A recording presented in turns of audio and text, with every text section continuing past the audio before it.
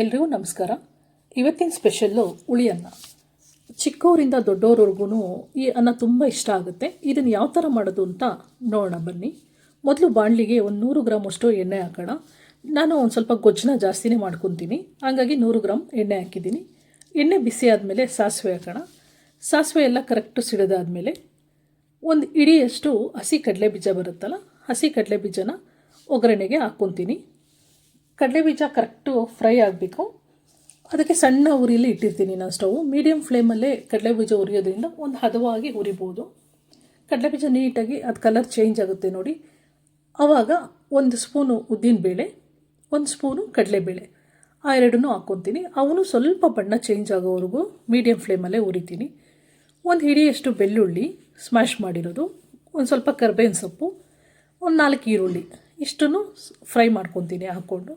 ಈರುಳ್ಳಿ ಹಾಕಿದ್ಮೇಲೆ 1 ಸ್ಪೂನ್ ಉಪ್ಪು ಹಾಕೋದ್ರಿಂದ ಅದು ಈರುಳ್ಳಿ ಸಾಫ್ಟಾಗಿ ಬೇಯುತ್ತೆ, ಪ್ಲಸ್ಸು ಅದು ಟ್ರಾನ್ಸ್ಪರೆಂಟಾಗಿ ಕರೆಕ್ಟಾಗಿ ಕುಕ್ ಆಗುತ್ತೆ. ಈರುಳ್ಳಿ ಕರೆಕ್ಟು ಫ್ರೈ ಆದಮೇಲೆ ಒಂದು ಸ್ಪೂನಷ್ಟು ಬಿಳಿ ಎಳ್ಳು, 1 ಸ್ಪೂನು ಕಪ್ಪು ಎಳ್ಳು, ನಾನು 2 ಎಳ್ಳೂ ಹಾಕ್ತೀನಿ, ಸ್ವಲ್ಪ ಟೇಸ್ಟ್ ಚೆನ್ನಾಗಿರುತ್ತೆ. ನೀವು ಒಂದು ಸಲ ಟ್ರೈ ಮಾಡಿ ನೋಡಿ. 2 ಎಳ್ಳು ಹಾಕೋದ್ರಿಂದ ಟೇಸ್ಟೂ ಚೆನ್ನಾಗಿರುತ್ತೆ. ಆಮೇಲೆ ಒಂದು ಹಿಡಿಯಷ್ಟು ಹುಣಸೆಹಣ್ಣ ನೆನೆ ಇಟ್ಕೊಂಡಿರ್ತೀನಿ, ಅದೆಲ್ಲ ಕ್ಲೀನ್ ಮಾಡಿ ವಾಶ್ ಮಾಡಿ ಒಂದು ಹಿಡಿಯಷ್ಟು ಅಂದರೆ ಒಂದು ಬೌಲಷ್ಟು ಹುಣಸೆಹಣ್ಣು ಹುಳಿ ಆಗಬೇಕು ನಮಗೆ.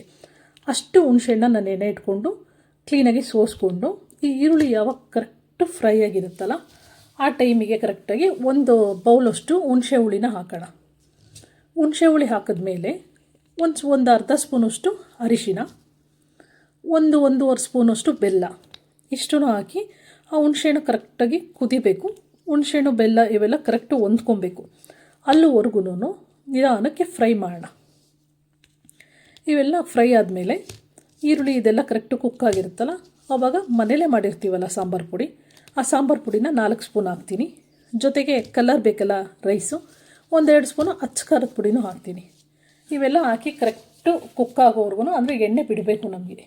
ಆಮೇಲೆ ಒಂದು ಹಿಡಿಯಷ್ಟು ಒಣ ಕೊಬ್ಬರಿ ತುರಿ, ಇಷ್ಟನ್ನು ಹಾಕಿ ಒಂದಕ್ಕೊಂದು ಹೊಂದ್ಕೊಳ್ಳೋವರೆಗೂ ಮೀಡಿಯಮ್ ಫ್ಲೇಮಲ್ಲೇ ಹುರಿತಾ ಇರೋಣ.